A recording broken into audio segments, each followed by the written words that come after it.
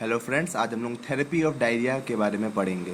तो सबसे पहले इंट्रावेनस रिहाइड्रेशन इज इंडिकेटेड या गिवन अगर loss of fluid is greater than 10% of body weight, patient is losing greater than 10 milliliter per kg per hour, patient unable to take oral fluid due to weakness, vomiting। So इन कंडीशनों पे हम लोग intravenous rehydration को indicate करेंगे। Management की बात करें तो सबसे पहले treatment of fluid depletion by soaking and acidosis, second maintenance of nutrition, third drug therapy. और ड्रग थेरेपी में हम लोग यूज़ करेंगे ORS, oral rehydration solution.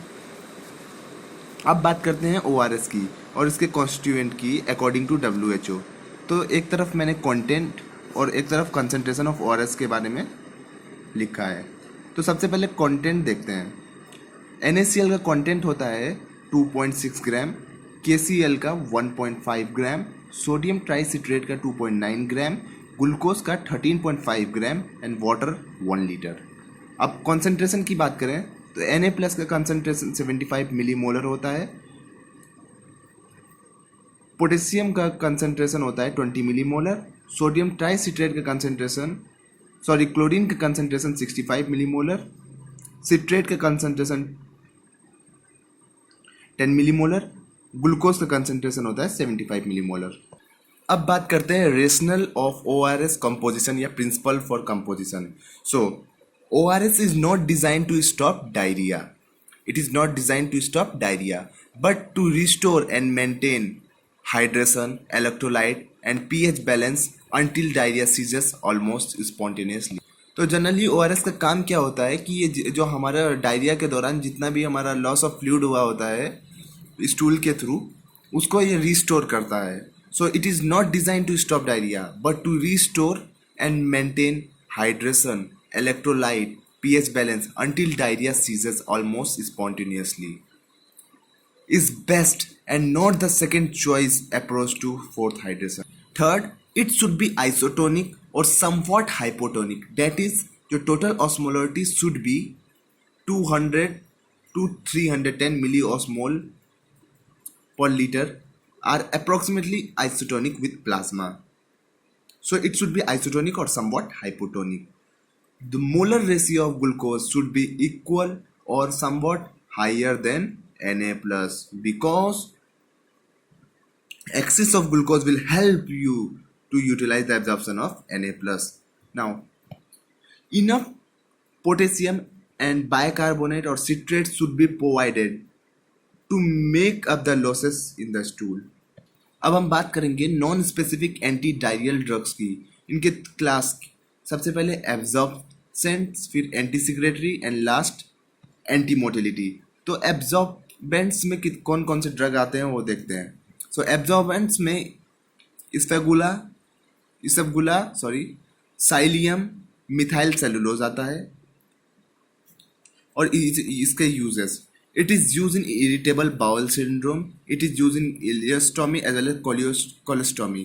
Ileostomy एक तरह का सर्जिकल प्रोसीजर्स है जिसमें जो लास्ट पार्ट स्मॉल इंटेस्टाइन का होता है जिसे इलियम बोलते हैं, वो कनेक्ट किया जाता है एब्डोमिनल वॉल से, और कोलोस्टोमी में कोलोन को कनेक्ट किया जाता है एब्डोमिनल वॉल से। So it is use in ileostomy, colostomy, diarrhoea. Now anti secretory में हमारे ड्रग सल्फासेलाजीन, एट्रोपिन,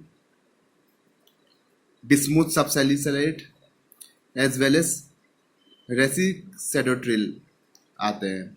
अब इसका uses, it is use in ulcerative colitis, it is use in AIDS diarrhoea में भी यूज होता है, it is use in travellers diarrhoea, it is use in drug induced diarrhoea.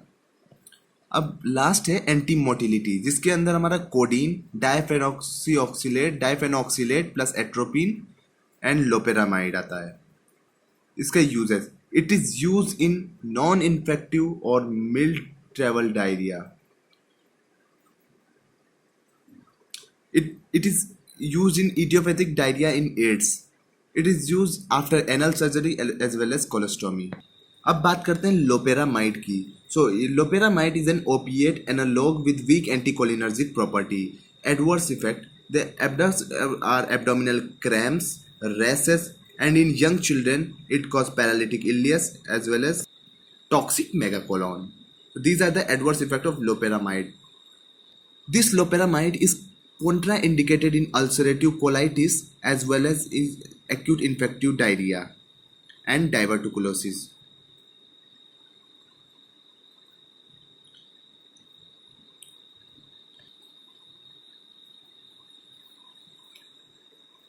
Loperamide क्या होता है क्या कहते हैं ulcerative colitis is contraindicated ulcerative colitis because they increase intra-abdominal pressure.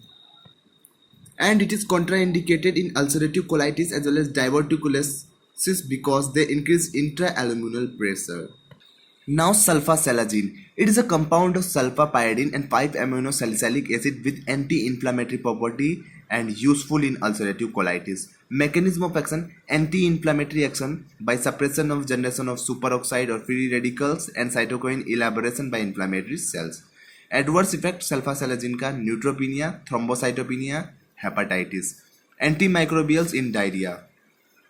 So antimicrobials are given in diarrhea if frequent loose stool with mucus and blood, if associated with fever and abdominal pain, if presence of blood pus and cyst in stool. So in that condition, antimicrobials are given in diarrhea. So antimicrobials are also useful in cholera, such as tetracycline drug. An alternate drug is cotrimoxazole. Campylobacter jejunum, it is used in fluoroquinolones. Clostridium difficile, metronidazole is used. Amoebiasis giardiasis, metronidazole is used. In Campylobacter jejuni, fluoroquinolones drugs has been used. That's all about therapy of diarrhea. Thank you.